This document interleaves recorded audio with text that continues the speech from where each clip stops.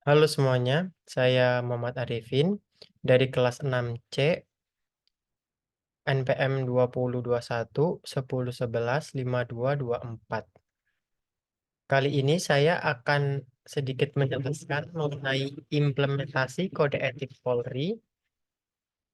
Kode etik merupakan kumpulan prinsip dan standar perilaku yang dirancang untuk memandu keputusan dan tindakan profesional seseorang atau kelompok.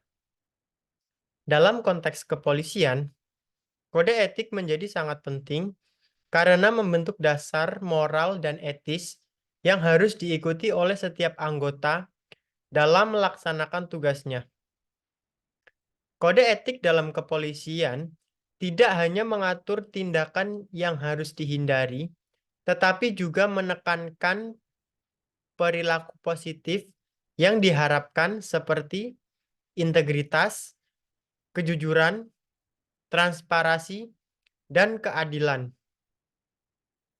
Dalam institusi penegak hukum seperti kepolisian, kode etik memegang peran penting yaitu: 1. Membangun kepercayaan publik. Artinya, kepatuhan terhadap kode etik menunjukkan komitmen Polri terhadap standar perilaku etis yang tinggi yang esensial untuk memperkuat kepercayaan publik. Yang kedua, mencegah penyalahgunaan kekuasaan. Kode etik berfungsi sebagai pengawasan internal yang mencegah anggota Polri dari penyalahgunaan kekuasaan, memastikan tindakannya selalu berada dalam batas hukum dan etika.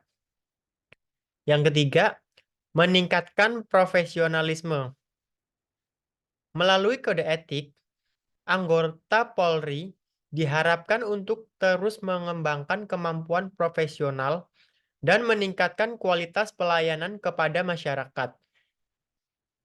Kode etik Kepolisian RI memiliki landasan hukum yang diatur dalam berbagai peraturan perundang-undangan.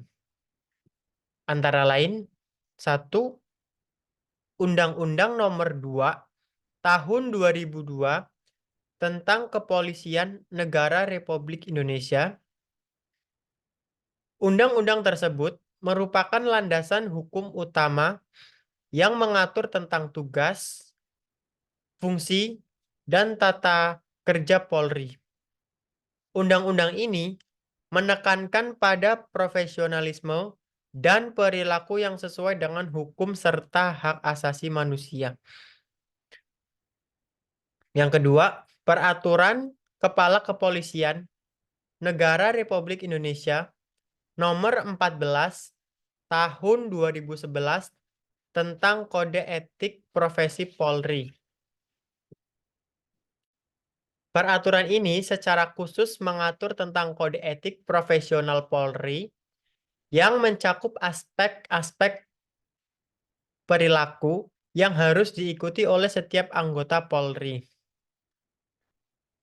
Memahami tujuan dan fungsi dari kode etik merupakan langkah esensial dalam mengapresiasi perannya yang krusial di dalam organisasi kepolisian.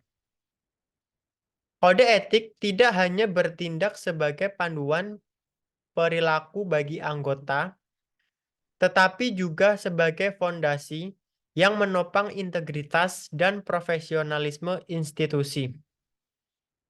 Berikut adalah tujuan dan fungsi kode etik Polri. Yang pertama yaitu tujuan kode etik. Kode etik bertujuan untuk, yang pertama, menjadikan panduan bagi anggota Polri dalam bertugas. Yang kedua, menciptakan layanan kepolisian yang profesional, transparan, dan akuntabel. Yang ketiga, menjaga dan meningkatkan integritas serta citra Polri di mata masyarakat. Selain tujuan kode etik, adapun fungsi dari kode etik. Yang pertama yaitu regulatif. Artinya, mengatur perilaku anggota Polri untuk selaras dengan standar etika dan hukum yang berlaku. Yang kedua, edukatif, yaitu memberikan edukasi mengenai pentingnya etika profesional dalam setiap tindakan. Yang ketiga, preventif, yaitu mencegah terjadinya tindakan yang tidak etis dan melanggar hukum yang dapat merugikan masyarakat dan mencemarkan nama baik institusi.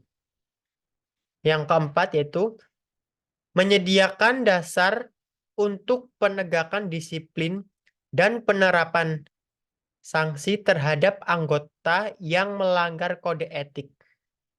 Dengan demikian, kode etik dalam Polri tidak hanya mengatur tentang apa yang boleh dan tidak boleh dilakukan oleh anggotanya, tetapi juga menegaskan komitmen mereka terhadap nilai-nilai luhur, keadilan, dan pelayanan prima kepada masyarakat.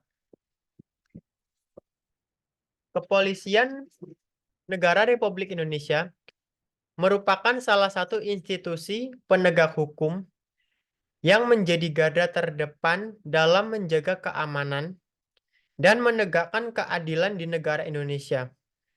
Namun, masyarakat dikejutkan dengan kasus yang dilakukan oleh salah satu Irjen Polri, yakni Irjen FS. Kasus ini bermula dari peristiwa tragis pada bulan Agustus tahun 2022 lalu, ketika Brigadir J tewas dalam sebuah penembakan di rumah dinasnya.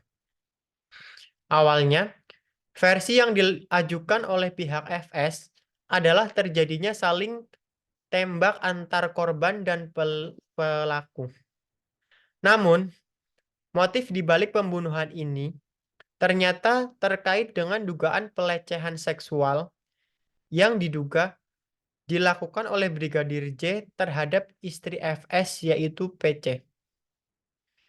Dugaan pelecehan seksual ini telah mengakibatkan 2 laporan polisi. Salah satunya adalah laporan tentang percobaan pembunuhan terhadap Barada RE. Kronologi kasus yang panjang dan berliku ini memakan waktu hingga 7 bulan setelah kejadian penembakan hingga FS divonis hukuman mati oleh Pengadilan Negeri Jakarta Selatan. Vonis ini lebih berat dari tuntutan jaksa yang menginginkan hukuman seumur hidup. Setelah ditetapkan sebagai tersangka, FS kehilangan posisinya sebagai Kadif Propam Polri dan diberhentikan dengan tidak hormat melalui sidang kode etik kepolisian. FS didakwa melanggar pasal 340 KUHP, subsidiar pasal 338 KUHP, jungto pasal 55 ayat 1 ke 1 KUHP, jungto pasal 56 ke 1 Kitab Undang-Undang Hukum Pidana. Adapun lebih dari 50 saksi telah dihadirkan dalam persidangan, termasuk Richard Eliezer, Ricky Rizal, Kuat Ma'ruf, Hendra Kurniawan, dan lainnya. Proses peradilan keluarga Brigadir J meminta jaksa menuntut hukuman mati bagi FS, serta kepada seluruh terdakwa lain yang terlibat dalam pembunuhan tersebut. Namun, permohonan tersebut tidak dikabulkan oleh MA yang mengubah vonis kasasi FS diturunkan Hakim MA dari hukuman mati di tingkat pengadilan negeri dan pengadilan tinggi menjadi penjara seumur hidup. Dalam sidang etik Polri, memutuskan Inspektur Jenderal FS diberhentikan secara tidak hormat atau dipecat pada Jumat 26 Agustus tahun 2022. Mantan Kepala Divisi Propam Polri itu dinyatakan terbukti melanggar kode etik Korps Bayangkara yang mana ada 7 kode etik yang dilanggar FS dalam perkara kasus pembunuhan berencana terhadap Brigadir J. Ketujuh kode etik itu merujuk pada aturan yang tertuang dalam Peraturan Pemerintah Nomor 1 Tahun 2003 tentang pemberhentian anggota kepolisian RI dan Peraturan Kepolisian Nomor 7 Tahun 2022 tentang Kode Etik Profesi dan Komisi Kode Etik Kepolisian Negara Republik Indonesia.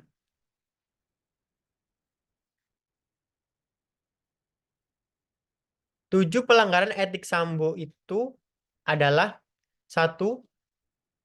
Pasal 13 ayat 1 Peraturan Pemerintah Nomor 1 Tahun 2003 Jungto Pasal 5 ayat 1 huruf B Peraturan Kepolisian Nomor 7 Tahun 2022 yang berbunyi, anggota kepolisian RI dapat diberhentikan tidak hormat dari Dinas Polri karena melanggar sumpah atau janji anggota Polri, sumpah atau janji jabatan, dan atau kode etik Polri, jungto setiap pejabat Polri dalam etika kelembagaan wajib menjaga dan meningkatkan citra, solidaritas, kredibilitas, reputasi, dan kehormatan. Yang kedua, pasal 13 ayat 1 Peraturan Pemerintah Nomor 1 Tahun 2003 Jungto Pasal 8 huruf C Peraturan Kepolisian Nomor 7 Tahun 2022 yang berbunyi, anggota kepolisian RI dapat diberhentikan tidak hormat dari Dinas Polri karena melanggar sumpah atau janji anggota Polri, sumpah atau janji jabatan, dan atau kode etik Polri, jungto setiap pejabat Polri dalam etika kepribadian wajib jujur, bertanggung jawab, disiplin, adil, peduli, tegas, dan humanis. Yang ketiga, pasal 13 ayat 1 Peraturan Pemerintah Nomor 1 Tahun 2003 Jungto Pasal 8 huruf C angka 1 Peraturan Kepolisian Nomor 7 Tahun 2022 yang artinya anggota kepolisian RI dapat diberhentikan tidak hormat dari Dinas Polri karena melanggar sumpah atau janji anggota Polri, sumpah atau janji jabatan, dan atau kode etik Polri, jungto setiap pejabat Polri dalam etika kepribadian wajib menaati dan menghormati norma hukum. Yang keempat, pasal 13 ayat 1 Peraturan Pemerintah Nomor 1 Tahun 2003 Jungto Pasal 10 ayat 1 huruf F Peraturan Kepolisian Nomor 7 Tahun 2022. Artinya, anggota kepolisian RI dapat diberhentikan tidak hormat dari Dinas Polri karena melanggar sumpah atau janji anggota Polri, sumpah atau janji jabatan, dan atau kode etik Polri, jungto setiap pejabat Polri dalam etika kelembagaan dilarang melakukan pemufakatan pelanggaran kepolisian atau disiplin atau tindak pidana. Yang kelima, pasal 13 ayat 1 Peraturan Pemerintah Nomor 1 Tahun 2003 Jungto Pasal 11 ayat 1 huruf A Peraturan Kepolisian Nomor 7 Tahun 2022 yang berbunyi kurang lebih, anggota kepolisian RI dapat diberhentikan tidak hormat dari Dinas Polri karena melanggar sumpah atau janji anggota Polri, sumpah atau janji jabatan, dan atau kode etik Polri, junto setiap Polri sebagai atasan dilarang berikan perintah yang bertentangan dengan norma hukum, agama, dan kesusilaan. Yang keenam, Pasal 13 ayat 1 Peraturan Pemerintah Nomor 1 Tahun 2003, Junto Pasal 11 ayat 1 huruf B Peraturan Kepolisian Nomor 7 Tahun 2022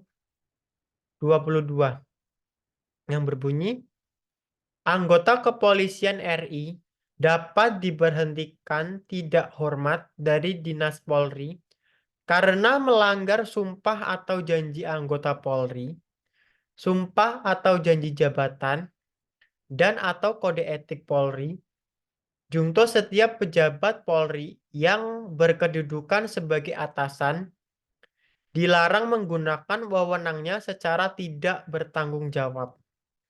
Yang ketujuh, Pasal 13 ayat 1 Peraturan Pemerintah Nomor 1 Tahun 2003 Junto Pasal 13 huruf M Peraturan Kepolisian Nomor 7 Tahun 2022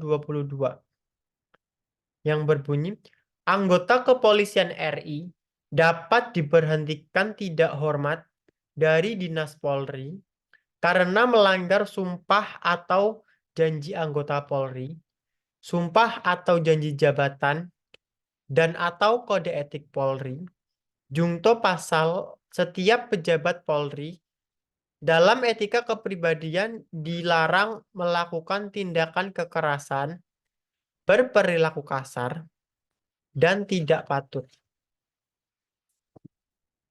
Kasus Irjen FS membuka wawasan tentang pentingnya penerapan kode etik yang ketat di Polri, khususnya untuk menjaga kepercayaan publik. Kesimpulannya, insiden ini menegaskan bahwa setiap pelanggaran terhadap kode etik tidak hanya merugikan individu yang terlibat, tetapi juga mencoreng reputasi keseluruhan institusi.